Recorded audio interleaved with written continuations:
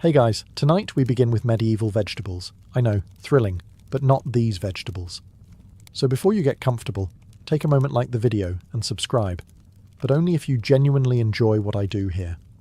And let me know in the comments where you're tuning in from and what time it is for you. It's always fascinating to see who's joining us from around the world.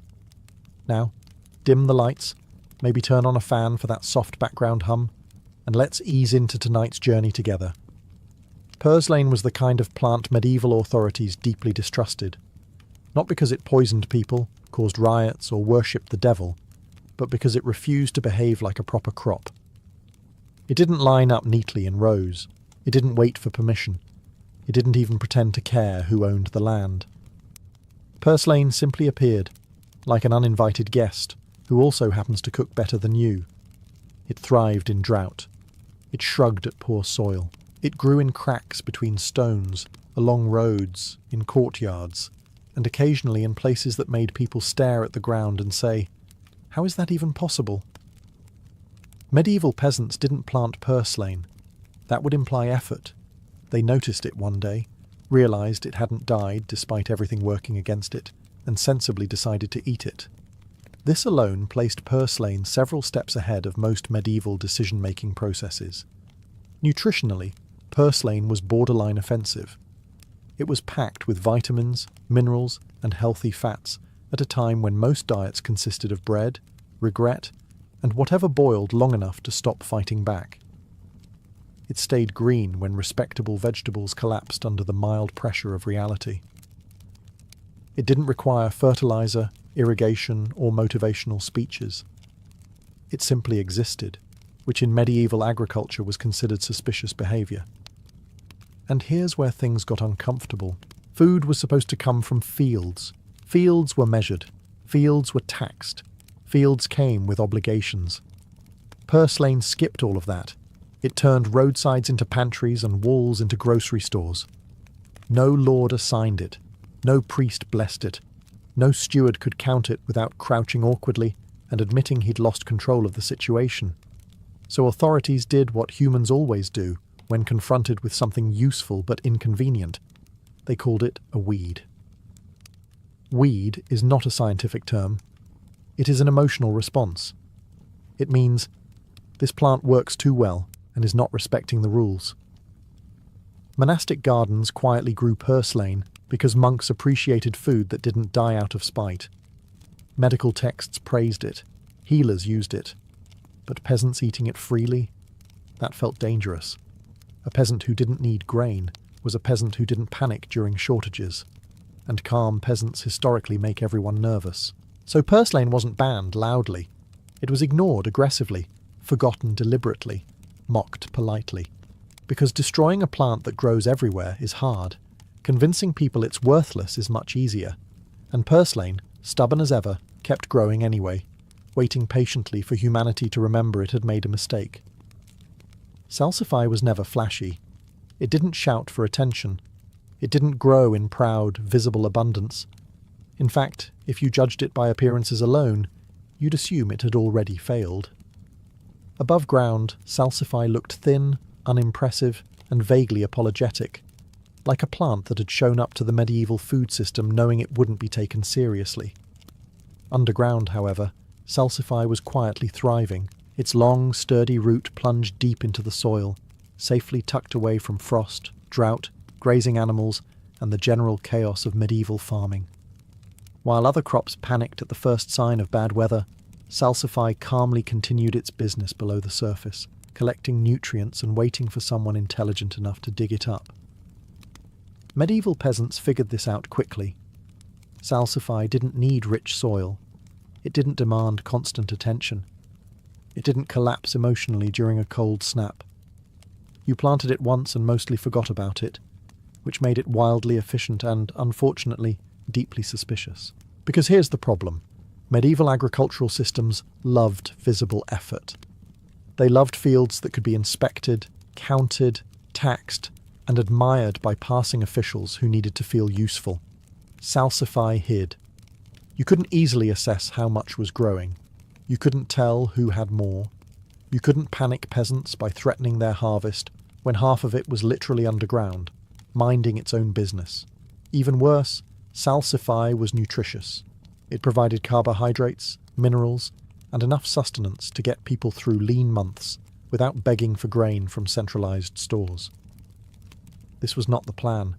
The plan involved peasants being hungry, worried, and emotionally available for obedience. Medical writers praised salsify as strengthening and restorative, which should have been a compliment, but instead added to its suspicious reputation. Food that healed people reduced their need for expensive remedies and charitable institutions, and medieval power structures were very invested in being needed, so salsify slowly fell out of favour, not through bans or dramatic decrees, but through quiet neglect. It was labelled unfashionable, old-fashioned, a route for desperate times. Something you ate when better food wasn't available, which conveniently discouraged anyone from admitting it worked perfectly well. Above ground, salsify remained humble and forgettable. Below ground, it fed people reliably through winters and bad years. And like many things in medieval history, it wasn't removed because it failed. It was removed because it succeeded too quietly to be controlled. Lovage was the medieval equivalent of that one friend who was good at everything, and therefore deeply resented. It was a vegetable, a herb, and a medicine all at once, which already put it on thin ice with anyone who preferred clear categories and tidy control. Lovage didn't respect boundaries. It flavoured food, cured stomach problems, eased pain, and grew back year after year like it had signed a long-term lease with the soil. This plant was enormous by herb standards.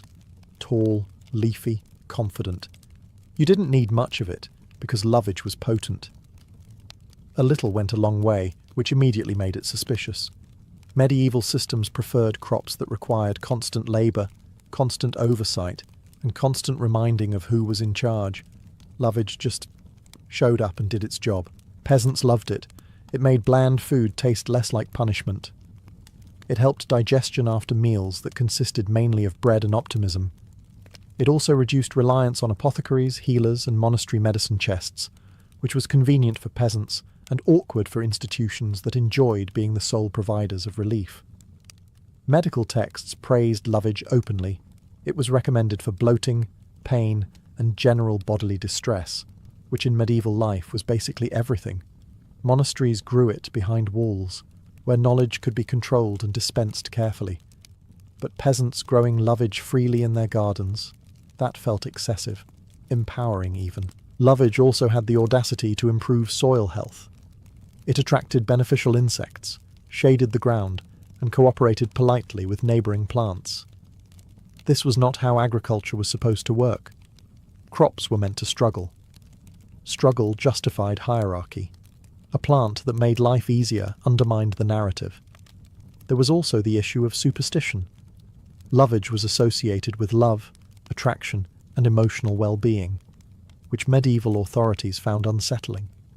Anything that encouraged joy, comfort, or self-confidence among peasants was viewed with suspicion. Happy people asked questions, so lovage wasn't banned dramatically. No one marched into gardens shouting orders. Instead, it was slowly framed as excessive, old-fashioned, or medicinal rather than culinary. Something useful in small amounts, preferably under supervision. Peasants adapted, of course. They always did. But over time, lovage slipped into the margins, remembered vaguely, used quietly, and eventually replaced by weaker, more manageable alternatives. Not because lovage was dangerous, but because it made people too comfortable. And comfort, historically speaking, has always made those in charge nervous. Skirret was sweet, starchy, and scandalously reliable. 3 traits that immediately put it at odds with medieval agricultural expectations. It produced clusters of long, pale roots that tasted pleasantly sugary when cooked, which made it suspiciously enjoyable. Food, according to medieval logic, was not supposed to be enjoyable unless you were very wealthy or very drunk. Skirret thrived in cold climates and tolerated wet soil, frost, and neglect with quiet confidence. While other crops sulked and failed under the slightest inconvenience, Skirret kept growing underground like it had accepted winter as a personal challenge. It didn't need rich land. It didn't demand constant care. It didn't panic during bad years. It just showed up when people needed it most. Naturally, peasants loved it. Skirt filled bellies during grain shortages. It provided calories without dependence on lord-controlled bread supplies. It grew in places where wheat simply refused to cooperate. And worst of all, it required patience rather than labour. You planted it once and waited, which meant peasants weren't constantly visible, sweating and obedient in the fields. That last part was deeply troubling. Medieval systems preferred crops that demanded endless attention. Attention kept people busy. Busy people didn't organise, complain or notice that their landlord owned most of the warmth and all of the firewood. Skirt disrupted that rhythm. It quietly promised food without constant suffering, which was frankly an unacceptable business model. Even elite households enjoyed skirt. It appeared in noble kitchens, praised for its sweetness and versatility. But once a food becomes popular among peasants and elites, it creates an uncomfortable overlap, and medieval society was built entirely on separation. So skirt began to be framed as old-fashioned, rural, unsophisticated, something you ate when better food wasn't available, even though everyone knew it tasted good. This social downgrade made it easier to abandon skirt without admitting the real reason. It worked too well. Over time, skirt was replaced by crops that required more labour, more fertiliser, and more centralised oversight. Crops that failed dramatically, ensuring people remained appropriately anxious. Skirt didn't disappear because it was weak. It disappeared because it was dependable. And in medieval agriculture, dependability in the wrong hands was a threat. Good King Henry was not named after a generous monarch, despite what the name suggests. No crown, no castle, no tragic dynasty. It was named because medieval people had a habit of calling useful things good, usually right before someone else decided they were inconvenient. And Good King Henry was very inconvenient. This leafy green grew happily near homes, along paths, beside manure piles, and in the kind of soil that made other vegetables give up and reconsider their life choices. It didn't need a field. It didn't require a plough. It didn't wait for permission. Good King Henry followed people instead of property lines, which already made it suspicious. Peasants treated it like a dependable neighbour. The leaves were eaten like spinach. The shoots were cooked like asparagus. The seeds could even be ground into flour during desperate times. One plant, multiple meals, minimal effort. Medieval efficiency at its finest, and also its downfall. Because here's the issue. Food was supposed to come from land that could be measured, taxed, and threatened. Good King Henry grew in liminal spaces, edges, corners, and forgotten patches of ground where authority was weakest. You couldn't easily regulate it without regulating existence itself. It also thrived year after year. Once established, it came back reliably, offering food without requiring constant labour, and medieval systems preferred constant labour. Labour justified hierarchy. A plant that reduced toil was practically an act of rebellion. To make matters worse, Good King Henry had medicinal uses. It soothed digestion, eased inflammation, and generally helped people feel slightly less miserable. Plants that made life easier always attracted suspicion. Comfort, after all, leads to confidence, and confidence historically leads to inconvenient questions. So the solution wasn't an outright ban. That would have required effort. Instead, Good King Henry was slowly rebranded as a weed. Something untidy, something uncultured, something respectable people didn't grow on purpose. Once labelled undesirable, it quietly vanished from managed gardens, even as it continued growing stubbornly wherever humans tried to ignore it. Over time, newer crops replaced it. Crops that needed careful planting, fertilizing, and oversight. Crops that failed spectacularly if neglected. Crops that reminded people exactly how dependent they were. Good King Henry didn't fail. It was dismissed. And like many things in medieval history, it didn't disappear because it was bad. It disappeared because it was too good at making life tolerable. Groundnut was the kind of crop that made medieval authorities deeply uneasy, mostly because it was far too clever for its own good. While respectable plants insisted on growing above ground where everyone could see them, ground nut chose secrecy. It climbed politely like a vine on the surface, while quietly producing nutritious tubers underground, hidden, protected, and none of anyone's business. This plant thrived in poor soil, survived drought, and shrugged off pests like they were mild inconveniences. It didn't need fertilizer.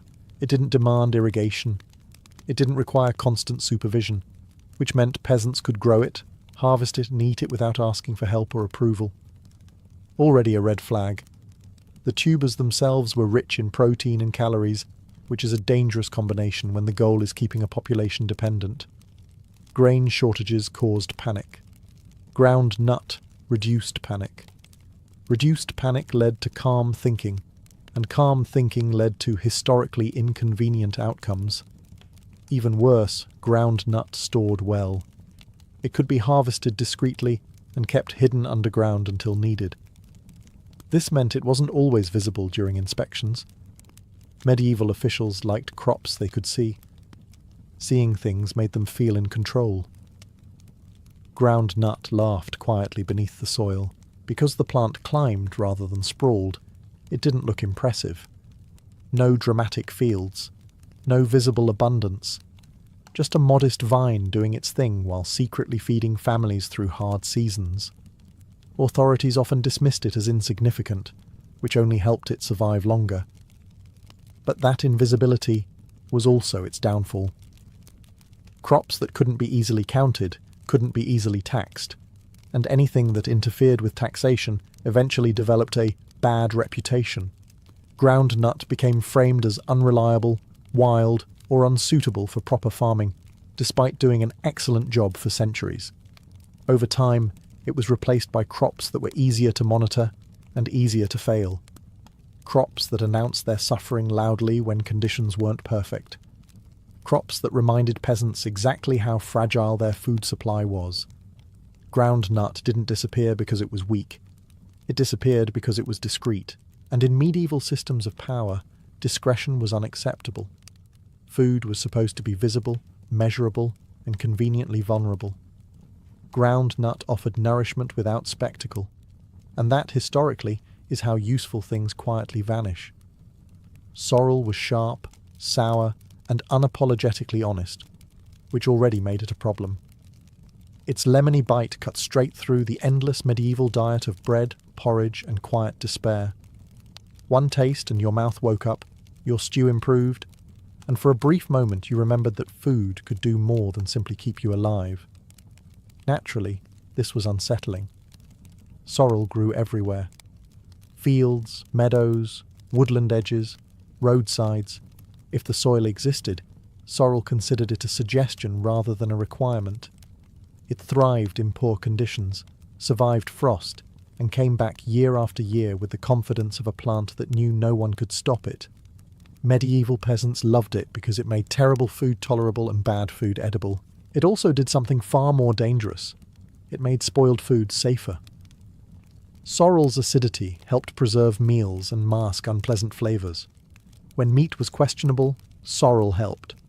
When milk was turning, sorrel helped. When bread was old enough to have opinions, sorrel helped. This reduced waste, reduced illness, and reduced reliance on official food supplies, which again was not the goal.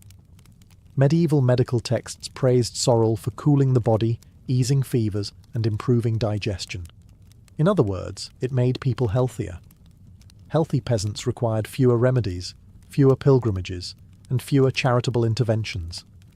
Institutions tend to dislike becoming less necessary. Sorrel also grew wild, which meant peasants didn't need fields or permission to gather it. And that was the real issue. Foraging existed in a grey area of medieval law, tolerated when hunger was extreme, discouraged when order needed reinforcing. A plant that fed people without rent or oversight made that grey area uncomfortably large. So sorrel gained a reputation. Too sharp, too acidic, too stimulating. Medieval physicians warned that excessive consumption could imbalance the humours, which was a wonderfully flexible accusation that could be applied to anything inconvenient. If peasants ate too much sorrel, the story went, they might become excitable. Or worse, opinionated.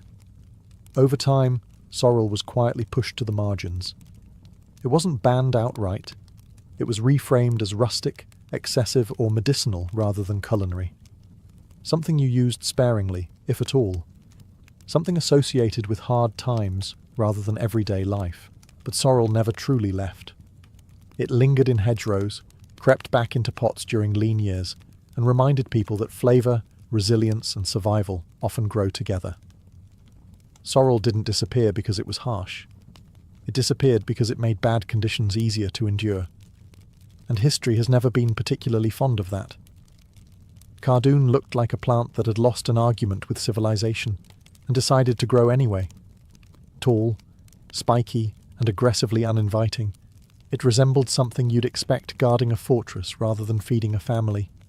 Which, ironically, is exactly why it worked so well. Cardoon was related to the artichoke, but far tougher and far less interested in being liked.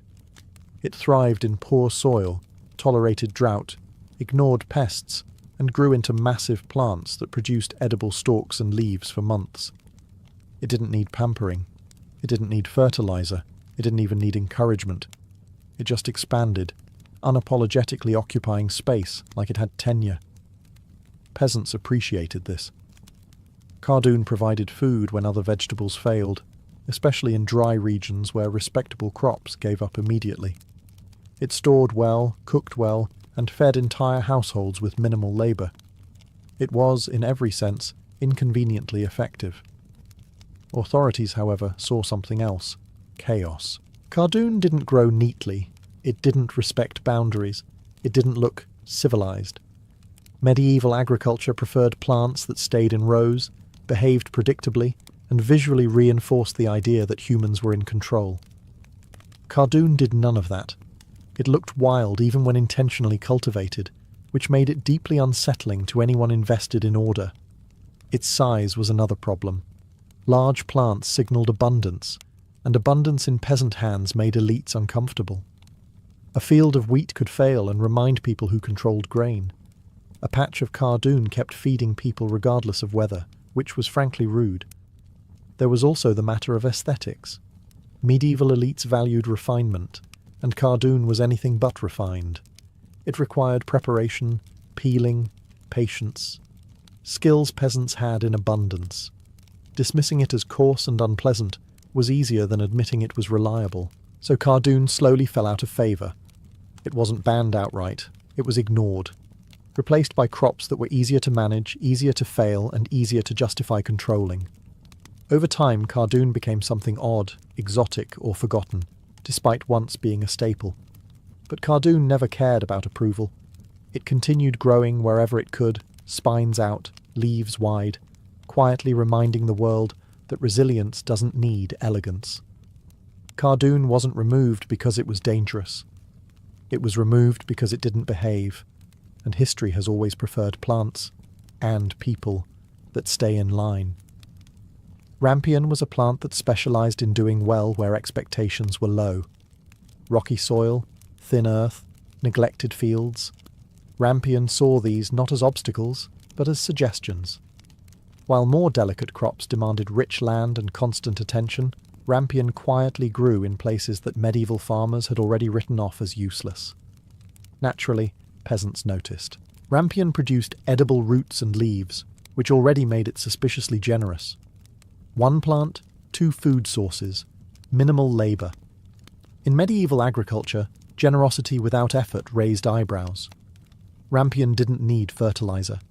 It didn't collapse during bad weather.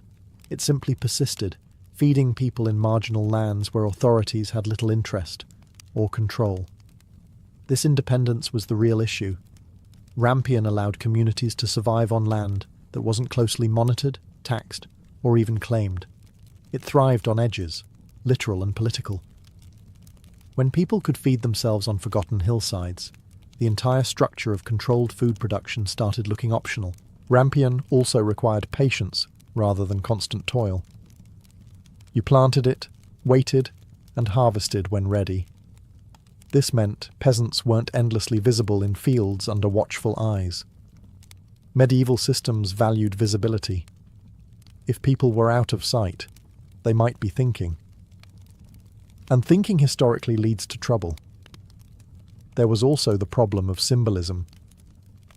Rampion became associated with rural independence and folk culture. Songs, stories, and regional dishes celebrated it. Anything that encouraged identity outside centralized authority was viewed with mild alarm. Cultural confidence is a gateway to inconvenient opinions. So Rampion was reframed. It became rustic, coarse, and eventually obsolete. New crops promised higher yields, with higher dependency. Rampion was quietly sidelined not because it failed, but because it didn't fit the narrative of progress. Later stories would remember Rampion in fairy tales, always a warning sign. Eat Rampion, and consequences follow. A plant that fed the poor quietly transformed into a moral lesson about knowing your place. Very subtle, very effective. Rampion faded from fields and tables, replaced by crops that required better land, better tools, and better oversight. Crops that reminded people who controlled survival. But Rampion still grows in forgotten places, just as it always has. Waiting, thriving, unimpressed. Rampion didn't disappear because it was weak. It disappeared because it made marginal land matter. And that has always been uncomfortable for systems built on scarcity. Alexander's roots were once everywhere, which is exactly why almost no one remembers them now. Before carrots took over medieval kitchens and marched confidently into modern supermarkets, Alexander's roots quietly did the same job, only with less fanfare and more competence. This plant thrived in poor soil, tolerated cold, and required very little care. Its roots were edible, its leaves were useful, and it showed an irritating willingness to grow wherever people didn't want to think too hard about agriculture. In other words, it worked. Alexander's roots were common in monastery gardens, village plots, and roadside edges. They fed people reliably without demanding endless labour, which again presented a problem. Crops that behaved too well reduce urgency, and urgency is the backbone of control. Carrots, on the other hand, were far more dramatic. They needed better soil, better care, and more attention. They responded beautifully to selective breeding, which meant authorities could standardize them, control seed stock, and measure yields. Alexander's roots refused to participate in this vision. They didn't uniform themselves. They didn't improve on command. They simply stayed useful. Naturally, usefulness without obedience was unacceptable. Alexander's roots also suffered from branding. They were old, familiar, associated with the countryside rather than progress.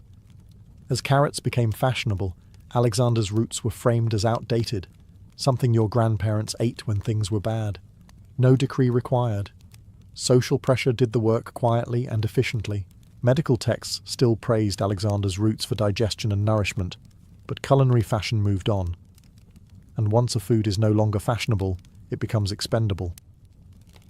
History has an excellent track record of forgetting things that don't market well. Over time, Alexander's roots were pushed aside by crops that looked brighter, cleaner, and more controllable. Crops that fit neatly into rows and economic plans. Crops that could fail loudly when systems demanded compliance. Alexander's roots didn't fail, they were replaced. And replacement, in history, is often the polite version of removal. Today, Alexander's roots survive mostly as footnotes, reminders that resilience doesn't always win against aesthetics, and that the strongest plants are often the first to be forgotten. Borage was the kind of plant that did too much and asked for too little in return. It healed wounds, lifted spirits, attracted pollinators, improved soil, and politely reseeded itself without requiring supervision. In medieval agriculture, that level of cooperation was considered suspicious. Borage grew quickly and happily in poor soil. It didn't complain about drought, it didn't sulk during cold snaps. It produced edible leaves and flowers while quietly supporting nearby crops. Farmers noticed that fields with borage seemed healthier, more productive, and oddly less dramatic, which was not the medieval farming experience anyone was aiming for. Medical texts adored borage. It was praised for strengthening the heart, calming the spirit, and improving courage. A bold claim, but medieval medicine was nothing if not optimistic. Borage teas, poultices, and infusions reduced dependence on expensive remedies, which again made institutions slightly uneasy. If people healed themselves, what was everyone else for? Borage also attracted bees and beneficial insects, boosting pollination naturally. It did what modern agriculture tries to replicate with entire industries, quietly, for free. That sort of efficiency tends to make systems nervous. Then there was the cultural problem. Borage became associated with emotional well-being. It was said to chase away melancholy and promote happiness. Now, medieval authorities tolerated sadness. Sadness was manageable. Happiness, however, made people relaxed. Relaxed people asked questions. So borage was gently pushed aside. It wasn't banned outright. It was reframed as ornamental, medicinal, or optional. Something nice to have, but not essential. Once a plant is labelled non-essential, it becomes easy to forget. As fields shifted toward crops that required fertilizer, rotation, and constant oversight, borage quietly disappeared from the centre of agriculture. It survived in gardens, edges, and memory, just not where it could make a real difference. But borage never stopped doing what it does best. It still grows willingly. It still feeds insects. It still heals soil. It still reminds us that cooperation with nature is possible, and deeply inconvenient for systems built on struggle. Borage didn't vanish because it failed. It vanished because it solved problems too gently, and history rarely remembers gentle solutions. Mallow was the medieval equivalent of that one neighbour who somehow survives every crisis with a calm smile and a pot of soup. Famine, mallow, illness, mallow, crop failure, also mallow. It grew everywhere, helped with almost everything, and asked for nothing in return, which immediately made it suspicious. Mallow thrived in poor soil, along roadsides, near homes, and in abandoned plots where other crops refused to cooperate. Its leaves, roots, and flowers were all edible. That alone was excessive. Medieval food systems preferred specialization. One plant, one use, one tax category. Mallow ignored all of that and simply fed people in multiple ways. It was also medicinal, which never helped its reputation.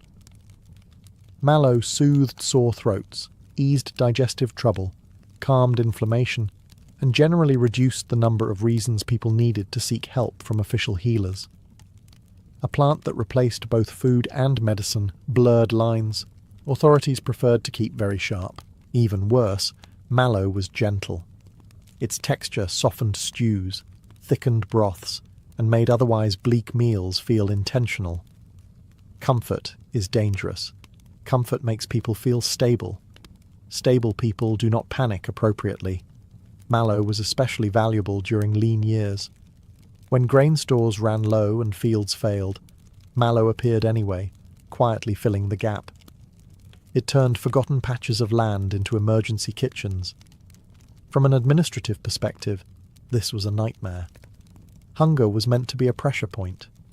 Mallow relieved pressure, so mallow was dismissed as a weed, an unremarkable plant, something common, boring, and unworthy of attention. This was not an accident. Labelling something common is an excellent way to remove it from serious consideration without explaining why. Medical writers continued to praise mallow quietly, but official agriculture moved on to crops that demanded more work, more planning, and more oversight. Crops that failed loudly when neglected. Crops that reminded people how fragile survival was supposed to be. Mallow remained, of course. It always does. It grows in the margins, appears during hard times, and vanishes again when systems regain control. It doesn't protest. It doesn't argue. It waits. Mallow didn't disappear because it was weak. It disappeared because it was forgiving. And forgiving solutions have a habit of undermining very strict systems. Sea kale grew in places medieval agriculture politely ignored. Wind-blasted coastlines. pebbled beaches, salty soil that laughed at respectable crops. Where wheat failed immediately and barley gave up out of spite, sea kale stood firm, leaves thick, roots deep, entirely unbothered by conditions that would send other vegetables into an existential crisis. It required no fertilizer. It tolerated salt spray. It survived storms, drought, and neglect. In other words, it refused to participate in the drama that made farming controllable. Coastal communities relied on sea kale heavily. It provided fresh greens when inland crops failed, and it returned every year without complaint. You didn't plough for it. You didn't rotate fields. You didn't beg the weather. You harvested and moved on with your life, which was precisely the problem. Sea kale bypassed the inland food hierarchy entirely. It grew outside managed farmland, beyond easy taxation, beyond routine oversight. Lords controlled fields. They controlled barns. They controlled grain. They did not control beaches, and anything that fed people outside official systems was viewed as suspiciously convenient. There was also the matter of storage and strength. Sea kale was tough. Its thick leaves resisted pests and rot. Its roots anchored it so firmly that storms often failed to uproot it. Resilience of this kind undermined the medieval belief that nature needed constant domination. Sea kale didn't want domination. It wanted space. Authorities never banned it outright. That would have required acknowledging its value. Instead, it was framed as wild, rough, and inferior to proper vegetables. Something coastal people ate because they had no better options. This narrative worked quietly and effectively. As inland agriculture expanded and trade networks grew, sea kale was replaced by vegetables that could be standardized, transported, and marketed more easily. Crops that depended on infrastructure. Crops that failed when systems failed. Sea kale asked for nothing except to be left alone. Over time, it retreated to the edges. Dunes, cliffs, forgotten shores. Still growing, still edible, still doing exactly what it had always done. It didn't vanish. It was simply ignored until it became invisible. Sea kale didn't disappear because it was weak. It disappeared because it grew where authority could not follow. And history has always struggled with things that thrive beyond its reach. Asparagus pear had a deeply confusing identity, which did not help its long-term survival. It wasn't asparagus. It wasn't really a pea. It tasted faintly of asparagus when young, produced edible pods later, and generally refused to commit to a single role. Medieval agriculture liked clarity. Asparagus pea offered versatility, and that made everyone nervous. This plant thrived in poor soil, tolerated heat, resisted pests, and required minimal care. It grew happily where other vegetables sulked, producing edible shoots and pods over a long season. In other words, it did far too much while asking far too little.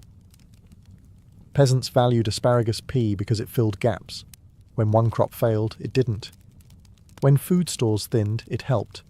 When labour was limited, it politely carried on without complaint. But systems built on control prefer predictability, not resilience. Asparagus pea also stored reasonably well and could be harvested in stages. That meant food availability wasn't concentrated in one dramatic moment. No panic, no scarcity spike, just steady nourishment, which administrators historically find unsettling. Even worse, asparagus pea didn't require heavy tilling or strict planting schedules. It didn't fit neatly into rotational farming systems designed around grain dominance. Anything that disrupts the centrality of grain is immediately suspect. Over time, asparagus pea was quietly edged out by crops that offered higher yields in exchange for higher dependence. Crops that needed better soil, better tools, and better timing. Crops that reminded farmers exactly how fragile their survival was. Asparagus pea was reframed as odd, old-fashioned, or simply unnecessary. It wasn't fashionable. It didn't scale well. It didn't photograph nicely for medieval cookbooks, a tragically overlooked market. But in its quiet way, asparagus pea had been doing something remarkable, smoothing out food supply shocks, making hunger less dramatic. reducing reliance on centralized stores. And history, as we've seen, prefers hunger dramatic. Asparagus pea didn't disappear because it failed. It disappeared because it refused to be essential in only one way. Versatility is powerful, and power that cannot be neatly categorized rarely lasts. Chickweed suffered from the worst branding problem in agricultural history: its name. If you call something a weed long enough, people stop asking whether it might actually be food. And chickweed was very much food: nutritious, abundant, and irritatingly reliable, which made the name extremely convenient for everyone in charge. Chickweed grew everywhere, not figuratively, literally everywhere. Fields, gardens, roadsides, cracks in walls, abandoned lots, places no one had officially approved for life. It sprouted quickly, spread generously, and stayed tender and edible for most of the year. While other vegetables demanded planning, chickweed simply showed up, like a friend who brings snacks without being asked. Nutritionally, chickweed was embarrassing. It contained vitamins, minerals, and enough nourishment to matter, especially during early spring, when stored food was running low and hope was a limited resource. It filled the seasonal hunger gap quietly, without ceremony, and without paperwork. Which, of course, was the problem. Chickweed didn't belong to anyone. It didn't require fields, fences, or tools. It grew where authority was weakest and oversight was minimal. Peasants could gather it freely, which meant they could eat without buying, borrowing, or begging. A food that reduced desperation was a threat to systems that relied on it. So chickweed was dismissed, labelled worthless. Something chickens ate, something poor people ate when things were bad. The implication was clear: respectable people ignored it. Respectable people, historically, are very easy to manipulate. Medical texts quietly acknowledged chickweed's benefits. Healers used it. Villagers knew its value. But official agriculture had no interest in promoting a plant that solved problems without creating dependency. As farming shifted toward crops that required seed control, fertilization, and oversight, chickweed became an inconvenience. You couldn't stop it from growing, but you could stop talking about it. And once something stops being talked about, it effectively disappears. But chickweed never actually left. It kept growing. It kept feeding. It kept thriving in the margins. Even today it pops up uninvited, reminding us that food doesn't always need permission, and resilience doesn't require innovation, just patience and neglect. Chickweed wasn't removed because it was weak. It was ignored because it was unstoppable. And history, when faced with things it cannot control, prefers to look away. Medieval convents were supposed to be fortresses against desire: high walls, locked gates, barred windows, and a timetable so strict it left little room for thinking, let alone sin. On parchment, it all looked wonderfully airtight. Bishops loved to imagine convents as perfectly sealed jars of holiness, where women floated through life on prayer, silence, and thin soup. Reality, unfortunately, had a habit of picking the lock. Most nuns did not arrive because they felt an overwhelming spiritual calling. Many were placed there by families making cold, practical decisions. Noble households sent spare daughters to convents to avoid splitting estates. Merchant families saw convents as cheaper than dowries. Peasant girls were sometimes offered up simply because there was not enough food to go around. Once the door closed behind them, these women were expected to live out a vow they had barely chosen, for decades, until death politely intervened. Life inside a convent was repetitive to the point of madness. The same prayers, the same corridors, the same faces, day after day, year after year. Silence was enforced, but silence does not erase emotion. It amplifies it. Affection, jealousy, boredom, loneliness, and curiosity had nowhere to go. They did not vanish. They pooled. And eventually, they found cracks.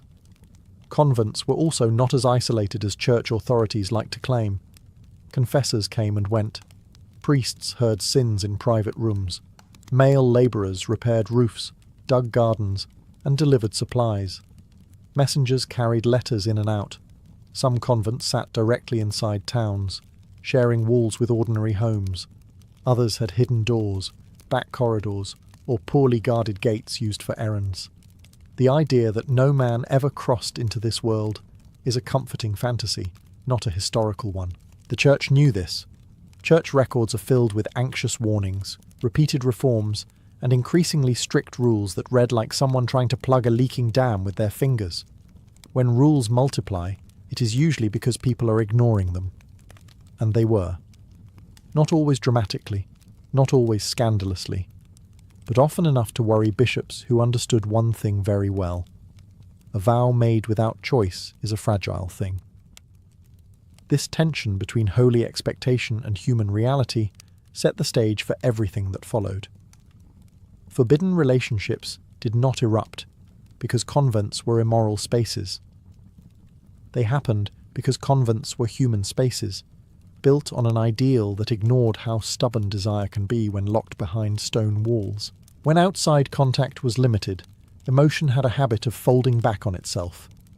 Medieval convents were overwhelmingly female spaces, filled with women who ate together, worked together, slept under the same roof, and shared their lives with almost no interruption. Intimacy was unavoidable. The church encouraged spiritual sisterhood, but it rarely paused to define where spiritual closeness ended and something else quietly began. Friendships between nuns could be intense. Letters and convent rules speak of particular friendships, a phrase church officials used when concern crept into their tone. These were not casual bonds. Some pairs insisted on sitting together, working together, praying side by side, and becoming visibly distressed when separated. Abbesses were warned to break up such attachments, not because they were disruptive to discipline, but because they were believed to lead the heart astray. Church writers struggled to describe what they feared without admitting it outright. They warned against excessive touching, shared beds, whispered conversations after lights out, and gifts exchanged in secret. These warnings exist for a reason. Where rules appear repeatedly, behaviour is rarely imaginary. In convents where warmth and affection were scarce commodities, emotional hunger found willing partners.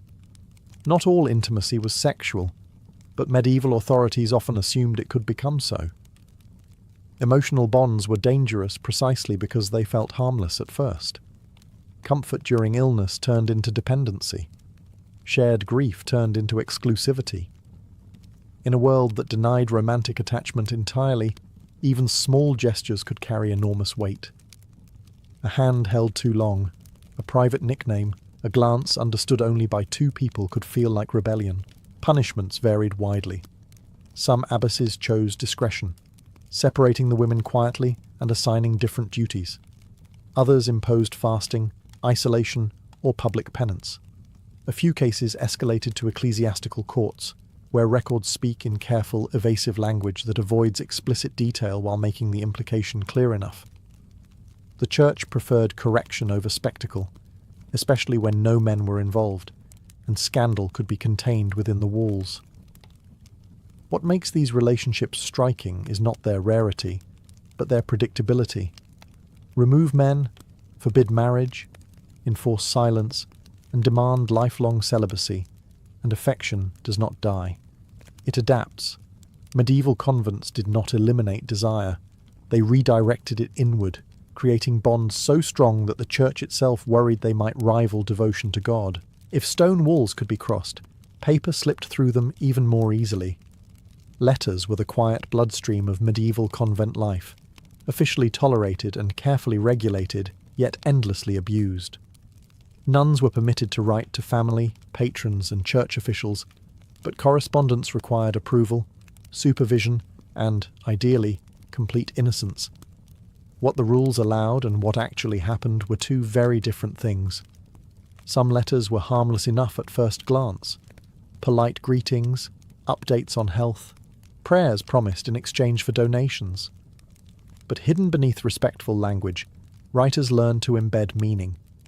Phrases about longing for spiritual guidance, gratitude for past kindness, or concern for a correspondent's soul could easily double as emotional confession. Medieval readers were trained to write indirectly, and nuns became especially skilled at it. When passion could not be named, it learned to whisper. Surviving letters reveal language that feels uncomfortably intimate. Writers spoke of aching hearts, unbearable absence, sleepless nights, and joy at the thought of reunion. Some promised eternal remembrance, others begged for replies with an urgency that went far beyond polite correspondence.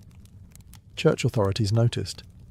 Bishops complained that letters from convents sounded more like love poetry than spiritual reflection, and warned confessors to monitor them closely. Smuggling letters was rarely difficult. Messengers, servants, visiting priests, and even sympathetic family members acted as couriers. In some cases, letters were hidden in baskets of food or sewn into clothing. A few convents developed informal networks, where trusted individuals ensured messages travelled safely in both directions. Once writing began, it often escalated. Letters invited replies, replies encouraged meetings, and meetings turned rumour into risk. When discovered, letters were dangerous evidence. Unlike fleeting glances or whispered words, they could be read aloud, copied, and preserved. Abbesses were instructed to confiscate suspicious correspondence and report it to superiors. Some letters were burned immediately to prevent scandal. Others survived precisely because they were seized and filed as proof of wrongdoing. Ironically, the very effort to suppress them ensured their survival. Punishments again varied. Writers might be confined, forced into silence, or transferred to stricter houses. In more serious cases, entire convents fell under suspicion, leading to inspections and reforms. Letters exposed not just individual desire, but institutional vulnerability. They showed that enclosure was never absolute, and that emotional bonds could stretch far beyond the walls meant to contain them. In the end, these letters remind us that medieval nuns were not silent figures frozen in prayer. They were articulate, literate women who used the tools available to them. Ink became their quiet rebellion, carrying forbidden affection where footsteps could not go. If letters slipped quietly through convent walls, confessors walked straight through the front door with full church approval. Priests were essential to convent life. They heard confessions, celebrated Mass, delivered sermons, and provided spiritual guidance. In theory, they were neutral instruments of God. In reality, they were human men placed in positions of extraordinary emotional authority over women who had been trained to obey. Confession was meant to purify the soul, but it also created intimacy. A nun spoke alone, often behind a screen, revealing her fears, doubts, and temptations to a man sworn to secrecy. Over time, some confessors became more than spiritual advisors. They became confidants, emotional anchors, and, in certain cases, objects of affection.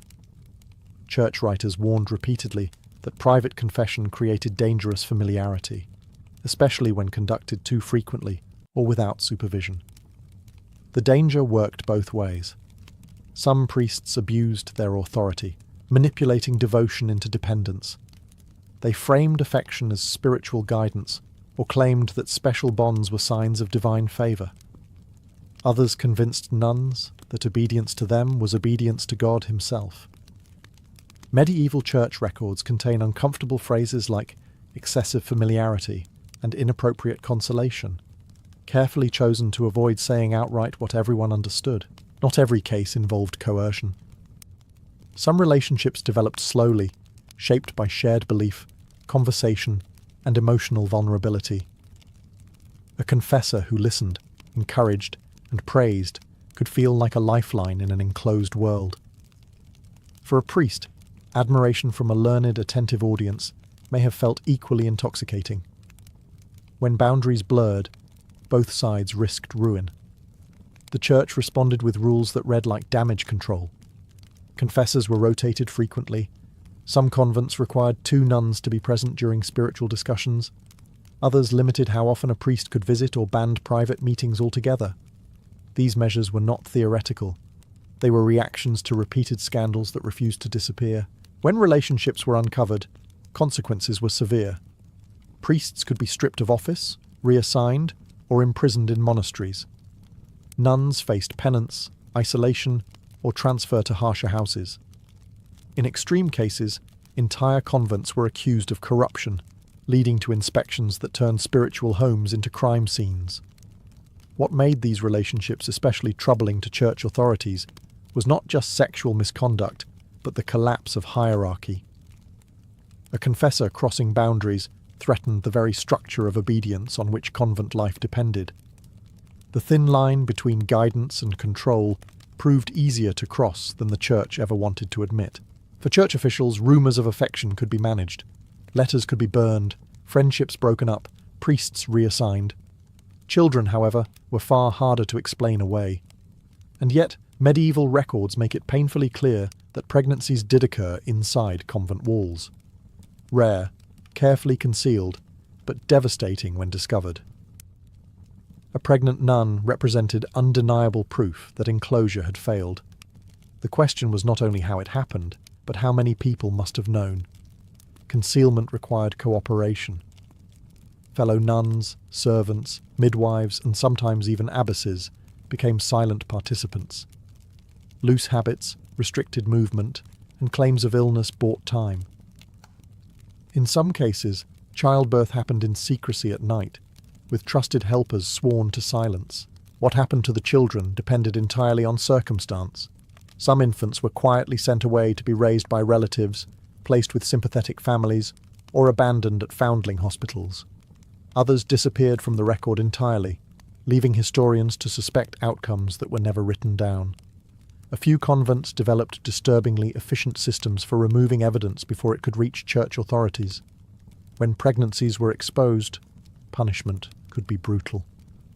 Nuns were interrogated, often under intense pressure to name accomplices.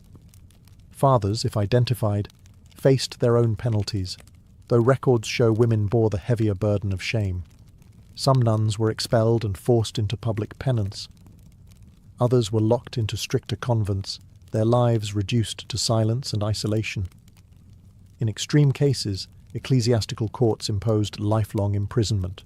The Church publicly framed these cases as moral collapse, but the responses reveal something more complicated. Authorities were often reluctant to expose scandal fully. Bishops weighed punishment against reputation, choosing secrecy when public outrage threatened donations or political support. Quiet resolutions were preferred. Justice was negotiable. Appearances were not. These hidden children expose the contradiction at the heart of medieval convent life. Celibacy was demanded, but choice was often absent. Surveillance was strict, but never absolute. Women were blamed, yet systems quietly adjusted to protect institutions rather than individuals. The convent did not simply fail these women. It absorbed their mistakes and erased them. Behind stone walls built to separate holiness from flesh, life continued to assert itself. Crying infants, hastily arranged removals, and rewritten records all testify to a truth the Church struggled to control. Vows could be enforced, but biology and emotion were far less obedient. Medieval convents were described as sealed spaces, but archaeology and records tell a more inconvenient story. Enclosure looked impressive from the outside, yet it relied on human discipline rather than physical impossibility. And humans, being what they are, built loopholes into stone. Many convents contained secondary entrances meant for practical use. Food deliveries, waste removal, repairs, and medical emergencies required access points beyond the main gate. Over time, these doors became routine, then invisible, then quietly exploited. A back door used once a week became a door no one questioned. A key held for emergencies became a key held permanently. Perfect enclosure existed mostly in sermons. Some convents shared walls with surrounding towns. Windows opened onto streets. Roofs connected to neighbouring buildings. In a few documented cases, passages and tunnels existed beneath convents, originally built for drainage, storage, or escape during sieges. Later, rumour claimed they served more interesting purposes. While not every tale of secret tunnels is true, enough physical evidence survives to confirm that some convents were far more porous than their rules suggested. Servants played a crucial role. Unlike nuns, they were not cloistered for life. They moved between convent and town, carrying messages, supplies, and gossip. Trust in servants was necessary, but trust created opportunity. A discreet servant could arrange meetings, pass letters, or simply look the other way. Silence had a price, and medieval society was very good at informal transactions. Abbesses were often aware of these weaknesses. Some fought relentlessly to enforce discipline, sealing doors, rotating staff, and reporting suspicions upward. Others chose pragmatism. They knew that rigid enforcement could provoke rebellion or attract unwanted scrutiny. A controlled leak was sometimes preferable to an explosion. As long as scandals remained quiet, order was considered intact. When church inspectors arrived, convents transformed. Suspicious doors were bricked up temporarily. Routines were tightened. Nuns were coached on what to say and what to forget. Inspections were announced in advance more often than not, giving communities time to prepare. This was not corruption so much as institutional survival. The myth of perfect enclosure mattered because it protected authority. If convent walls were truly impenetrable, then any scandal could be blamed on individual sin. Admitting structural flaws would mean admitting that the system itself was unrealistic. And so the church clung to the image of sealed holiness, even as doors quietly opened and closed behind it. Stone walls can stop footsteps. They cannot stop intention. Medieval convents were not breached by dramatic escapes or daring lovers, but by small compromises repeated until enclosure became an idea rather than a reality. When forbidden relationships came to light, the church faced a dilemma. Public punishment reinforced moral authority, but public scandal damaged reputations, donations, and political ties. The solution was often selective justice, harsh enough to deter, quiet enough to contain. Medieval discipline was less about fairness and more about control. Minor infractions were usually handled internally. A nun accused of inappropriate closeness might be reassigned, isolated, or subjected to fasting and extra prayers. Silence was a favoured tool. Being forbidden to speak, sing, or participate in communal life could last months or years. In a world built on shared ritual, silence was not mild punishment. It was erasure. More serious cases triggered ecclesiastical courts. These proceedings were deliberately opaque. Records use vague language like grave misconduct or violation of chastity, avoiding explicit detail. The goal was not truth for its own sake, but the restoration of order. Confessions were extracted, penance assigned, and documentation sealed away. Justice happened behind closed doors, just like the offences themselves. Status mattered enormously.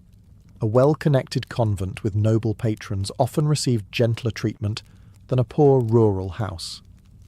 Influential families could intervene, requesting transfers instead of expulsions.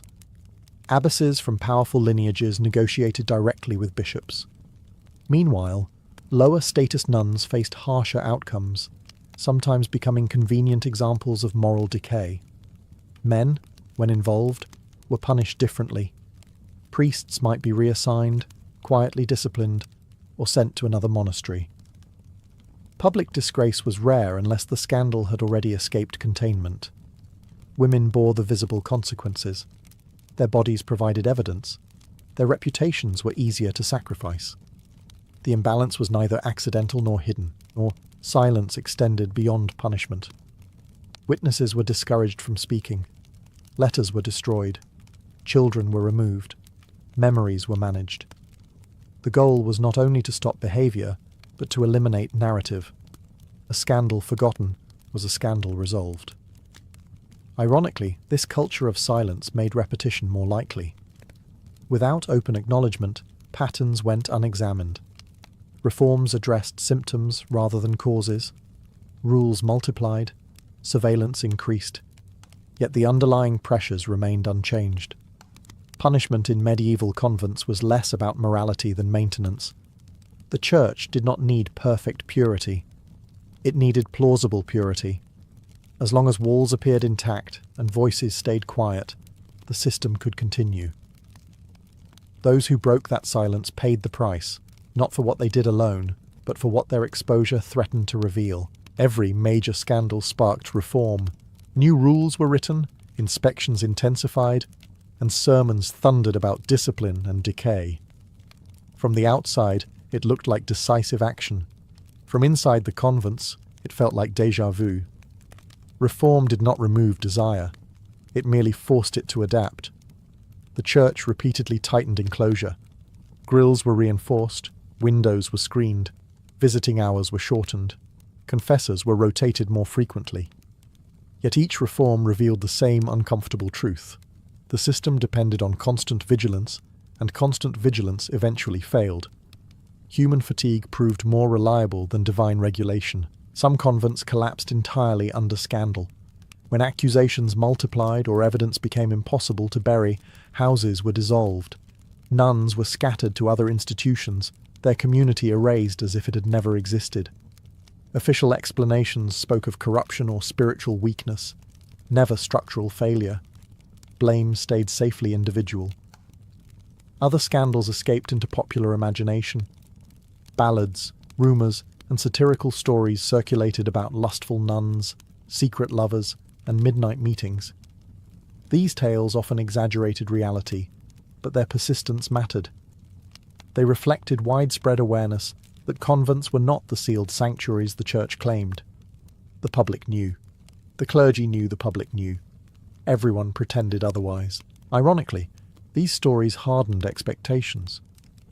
Nuns were increasingly viewed with suspicion, and stricter rules were justified by the assumption that temptation was everywhere. Women paid the price for reputations they did not individually earn. Innocence became irrelevant. Surveillance replaced trust. Reformers within the church occasionally acknowledged deeper problems. Some argued that forced vocations were the root cause. Others questioned lifelong vows imposed on teenagers. These voices rarely won. Convents remained convenient solutions for family politics, inheritance management, and social order. The institution persisted because it was useful, not because it was humane. By the late Middle Ages, cracks were impossible to ignore. Calls for change echoed beyond convent walls, feeding broader critiques of church authority. When the Reformation arrived, convent scandals were eagerly weaponized as proof of systemic hypocrisy. Stories once whispered became public ammunition. Reform failed because it addressed behavior without addressing consent. It treated desire as disobedience rather than inevitability. Medieval convents were not uniquely corrupt spaces. They were pressure chambers, built to suppress human needs without release.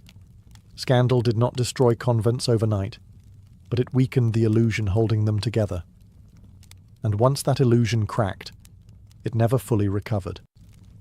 By the end of the Middle Ages, the story of forbidden relationships in convents had become impossible to fully suppress. Not because every convent was corrupt, but because the gap between ideal and reality was finally too visible. The Church continued to insist that enclosure worked in principle, even as centuries of evidence suggested otherwise. The walls remained. The illusion did not. What emerges most clearly from the records is not scandal, but humanity. Medieval nuns were not symbols. They were women with limited choices, placed into lifelong vows often before they fully understood them. Some adapted with genuine faith. Others struggled quietly. A few sought connection wherever it could be found. Their actions were not unique or shocking by modern standards. What made them explosive was the system surrounding them. The Church framed forbidden relationships as moral failure, but history suggests structural strain. Convents concentrated young people, removed choice, suppressed sexuality, enforced silence, and demanded perfection. When cracks appeared, blame fell downward. Institutions survived by absorbing guilt into individuals, then erasing them from the narrative. Ironically, the very effort to hide these stories ensured their survival. Court records, reform decrees, confiscated letters, and disciplinary manuals preserved what sermons tried to deny. Historians do not uncover these relationships by accident. They exist because the Church documented them obsessively, trying to control what it could not prevent. These stories also explain why convents fascinated and unsettled medieval society. They represented purity under pressure, holiness under surveillance. When they failed, even quietly, it unsettled the broader belief that strict rules could remake human nature. The problem was never desire alone. It was the belief that desire could be sealed away indefinitely. In later centuries, reforms softened some extremes. Forced vocations declined. Education and choice slowly increased. But the medieval experiment left its mark. It revealed the cost of treating obedience as virtue without consent and silence as proof of holiness. The walls of medieval convents were real. The vows were real. The expectations were real. What was never real was the idea that human connection could be eliminated by stone and rules. Behind every locked gate lived people negotiating faith, fear, affection, and survival. Forbidden relationships were not the story of convents. They were the symptom. The real story is what happens when institutions demand perfection from humans, then punish them for being exactly what they are. In a medieval convent, a vow was not a personal spiritual commitment. It was a public contract. Spoken aloud, witnessed by church officials, recorded by scribes, and enforced by an institution that understood vows as structural pillars. When a nun broke one, especially chastity, obedience, or enclosure, it was not treated as a moment of weakness. It was treated as a threat. Convents survived on reputation. Donations, protection from local lords, and favour from bishops depended on the belief that these were sealed spaces of discipline and purity.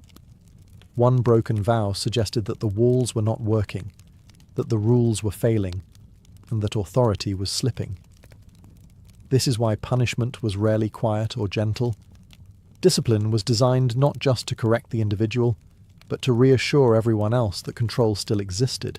Unlike secular law, convent discipline operated without juries, lawyers, or appeals. Abbesses had wide authority. Bishops had more. Accusations did not require proof beyond suspicion, rumour, or confession extracted under pressure. Once guilt was assumed, punishment followed quickly. The goal was speed, containment, and example. Even minor offences could escalate. Excessive laughter, private conversations, refusal to obey orders, or emotional attachment could all be interpreted as early signs of moral decay. The logic was preventative. Better to punish early than allow corruption to spread. A nun did not need to commit a scandal to be disciplined. She only needed to make superiors nervous. What made convent punishment particularly severe was its permanence. Secular punishments ended. Fines were paid. Prison terms expired. But convent discipline often reshaped an entire life. A woman punished inside the church rarely returned to normal standing. Her reputation within the convent was marked. Her movements were restricted. Her future was narrowed. The church framed this system as spiritual medicine. Pain was meant to heal the soul. Fear was meant to protect holiness.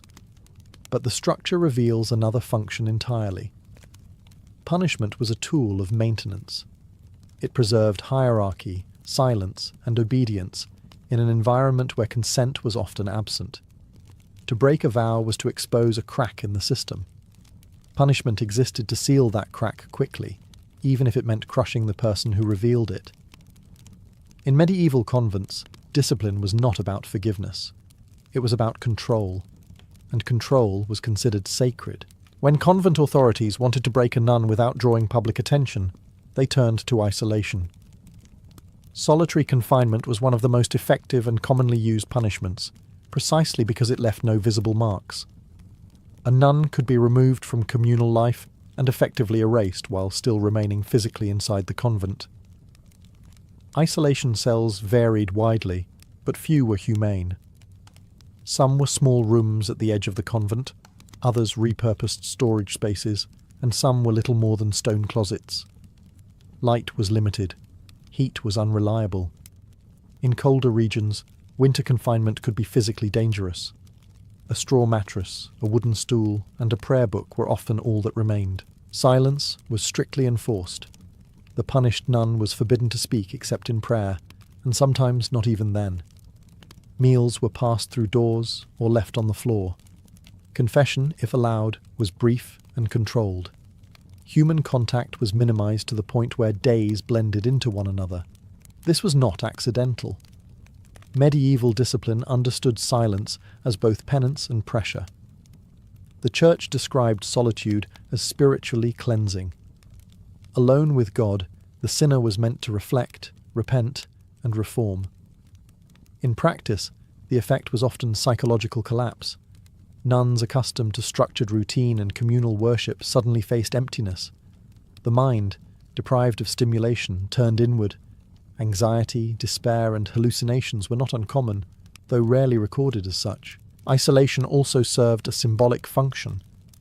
Removing a nun from communal spaces signalled disgrace. Her absence was noticed. Others were reminded that punishment was real, even if details remained unspoken. Silence created mystery, and mystery amplified fear. Duration was flexible. Some confinements lasted weeks, others stretched into months or years. Release depended on perceived obedience, confession, or the judgment of superiors. There was no clear standard. The uncertainty itself became part of the punishment. Unlike secular imprisonment, solitary confinement in convents had no external oversight. No one checked conditions. No one measured damage. The abbess's authority was absolute within the walls. A punishment framed as spiritual guidance became an instrument of total control. Isolation did not correct behaviour so much as erase resistance. When a nun returned to communal life, she did so subdued, cautious, and acutely aware of her vulnerability. Silence had done its work. When silence alone was not enough, hunger followed. Food restriction was one of the most visible and humiliating punishments available in medieval convents. It required no chains, no cells, and no witnesses beyond the dining hall itself. A nun placed on a bread and water diet carried her punishment on her body. This diet was exactly what it sounds like. Dry bread, often coarse and stale, and water, sometimes rationed. No vegetables, no broth, no wine. The punishment could last days, weeks, or far longer, depending on the perceived severity of the offence. In a time when daily meals were already sparse, this reduction pushed the body quickly toward weakness. The purpose was not starvation in the modern sense. It was submission. Hunger sharpened obedience. A hungry nun lacked the strength to resist, argue, or defy authority. The Church framed the diet as imitation of Christ's suffering and a reminder of humility. In reality, it functioned as physical pressure disguised as spiritual exercise. The punishment was often public. While other nuns ate their meals, the punished sister sat apart or received her bread in silence. No one needed an explanation. Everyone understood. Shame did the rest of the work. Hunger isolated just as effectively as confinement, but without removing the body from view. Health consequences were common, especially for younger nuns, or those already weakened by illness. Fainting, dizziness, and prolonged weakness were quietly accepted risks. Complaints were interpreted as resistance rather than distress. A body that failed was seen as evidence of guilt, not suffering. Bread and water diets were also used strategically. They could precede confession, accompany interrogation, or follow suspected misconduct even without proof. Hunger softened resolve. It encouraged repentance that might otherwise remain withheld. In this sense, the diet became a tool of extraction as much as punishment. Unlike secular fasting, convent hunger was compulsory. Refusal only escalated discipline. There was no negotiation. A nun could not appeal to family, law, or community. Her body belonged to the rule. By controlling food, convent authorities controlled time, energy, and will. Hunger blurred thought, narrowed focus, and reduced identity to obedience. In medieval convents, discipline did not need violence to be brutal. It only needed patience, bread, and water. When church authorities wanted punishment to be seen, they turned to public penance. Unlike solitary confinement or hunger, this form of discipline relied on visibility. Shame was not a side effect, it was the point. A nun sentenced to public penance was required to perform acts of submission in front of her community. She might kneel during services while others stood, lie prostrate on the stone floor, or confess her fault aloud in vague but unmistakable terms. Sometimes she wore special clothing, a coarse habit, no veil, or a marker of disgrace that separated her visually from the rest of the convent. These rituals were carefully choreographed. They followed a familiar structure of accusation, submission, and conditional forgiveness. The community watched in silence. No comfort was offered. Compassion risked being interpreted as defiance. The message was clear. Obedience was restored through humiliation.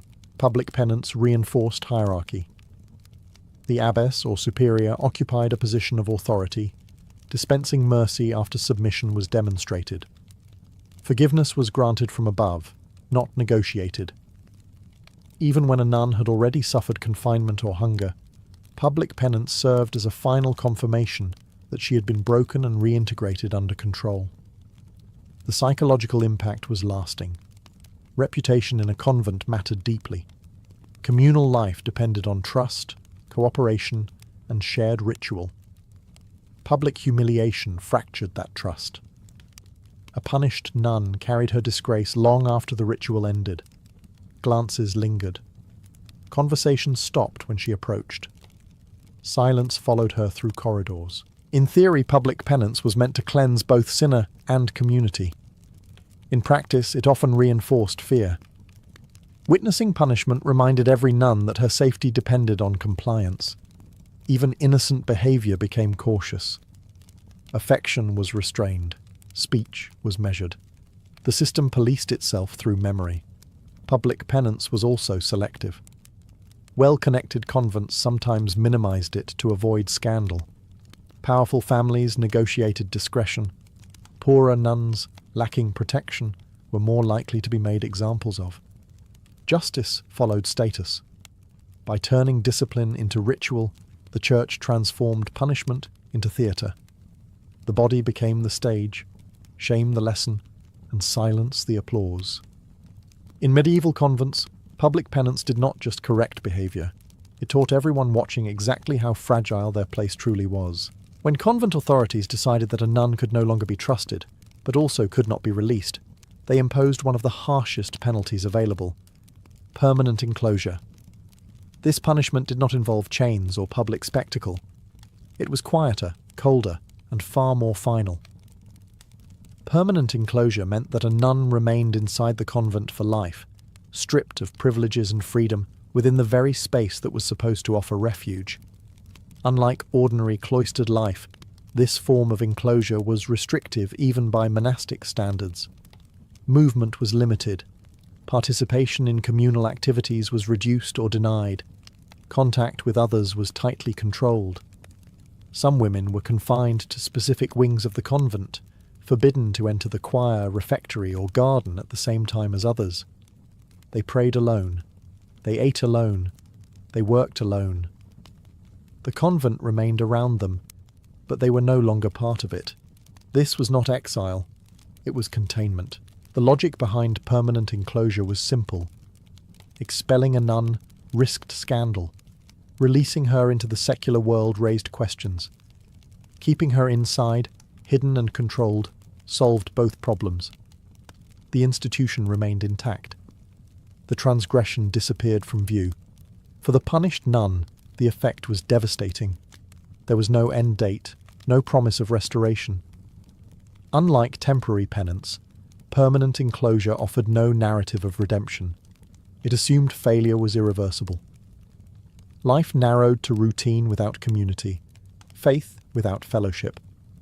This punishment was especially common in cases involving repeated disobedience, sexual misconduct, or accusations that threatened convent reputation.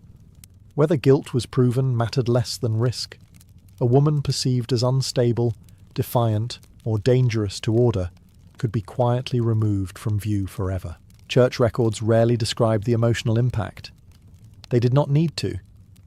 Permanent enclosure achieved what discipline sought above all else: silence. The punished woman stopped being a problem because she stopped being visible. Unlike secular imprisonment, permanent enclosure had no legal challenge, no appeal, and no oversight. Once imposed, it was nearly impossible to reverse. A nun could live decades under this sentence, aging behind the same walls that once promised protection. In medieval convents, permanent enclosure was not correction, it was erasure. A life reduced to compliance, not through violence, but through isolation so complete that resistance simply ran out. Expulsion was the punishment reserved for cases the church could no longer contain quietly. Unlike enclosure, which hid failure, expulsion exposed it. To be cast out of a convent was not simply a loss of home. It was a social death sentence. A nun expelled from her house lost protection, identity, and status in a single moment. She was stripped of her habit, sometimes publicly, sometimes behind closed doors, but always symbolically. The habit marked belonging. Without it, she became something dangerous. A woman trained for religious life with no place in the secular world. For many women, expulsion was catastrophic. Families who had placed daughters in convents often did so because they could not support them or did not want them back. Dowries were gone. Marriages were impossible. An expelled nun returned to society carrying suspicion, stigma, and few practical skills beyond prayer, reading, and domestic labour. Survival depended on charity or the mercy of relatives who may have already written her off. The church did not expel lightly. Scandal had to outweigh risk. Sexual misconduct made public, repeated disobedience, or refusal to submit to discipline could push authorities to this extreme. Sometimes expulsion followed failed attempts at confinement or penance. Sometimes it was immediate, decisive, and unforgiving. Ironically, expulsion was also a way to protect institutions. Removing a problematic nun shifted blame onto the individual. The convent remained pure. The system remained sound. The expelled woman became the story, not the structure that shaped her. Some expelled nuns disappeared into poverty. Others entered informal religious communities or attached themselves to hospitals, begonages, or households willing to overlook their past. A few reinvented themselves entirely, but the record is mostly silent. Expulsion erased people from history as effectively as enclosure erased them from sight. Unlike secular punishment, there was no path back, no rehabilitation, no restoration of status. Once expelled, a woman existed outside both church and society, belonging fully to neither. Expulsion revealed the limits of medieval mercy. When discipline failed, compassion ended. The convent closed its doors, and with them any obligation to the life it had helped shape. In medieval convents, expulsion was not just punishment. It was abandonment, sanctified by authority and sealed by silence. When vows were broken, punishment was rarely shared equally. The church spoke endlessly about sin, but discipline followed hierarchy. And in that hierarchy, nuns almost always paid more than the men involved. If a relationship involved a priest, confessor, or cleric, consequences diverged sharply. Men were often reassigned, quietly transferred to another parish or monastery, or subjected to mild penance that left their careers intact. Their authority was framed as compromised, not their character. A change of location solved the problem. Silence finished the job. Nuns had no such escape. Their bodies were evidence. Pregnancy, reputation, and confinement made their guilt visible in ways male transgressions never were. Even when coercion was suspected, responsibility fell downward. Church records speak of seduced nuns far less often than fallen women, language that erased power imbalance while preserving male authority. This imbalance was structural, not accidental. Clergy were assets. They administered sacraments, maintained parishes, and upheld church operations. Nuns, by contrast, were contained dependents. Their value lay in obedience and invisibility. When conflict arose, institutions protected what they needed most. Punishment also reflected assumptions about temptation. Church writers routinely portrayed women as morally weaker, more emotional, more susceptible to desire. This belief justified harsher discipline. If women were naturally unstable, then strict control became mercy in disguise. The logic was circular and devastating. Even within convents, class mattered. A nun from a noble family might receive confinement instead of expulsion.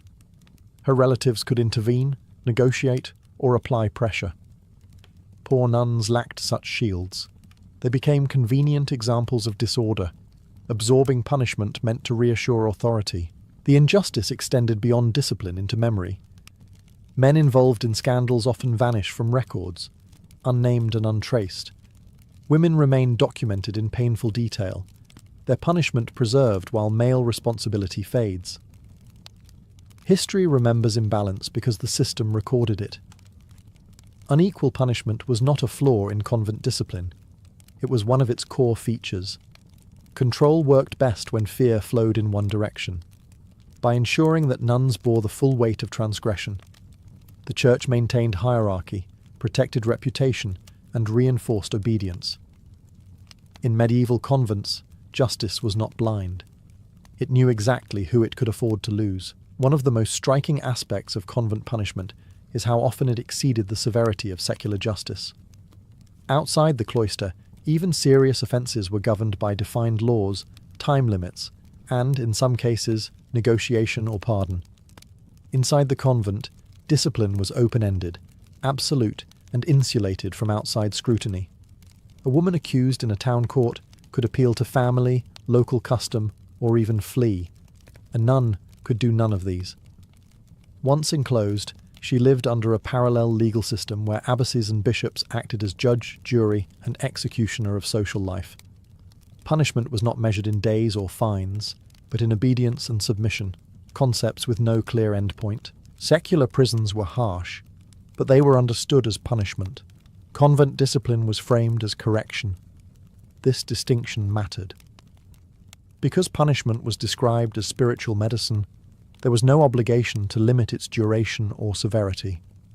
If suffering continued, it was interpreted as necessary. If the nun broke under it, that was proof of guilt, not excess. In some cases, secular law would have been more merciful.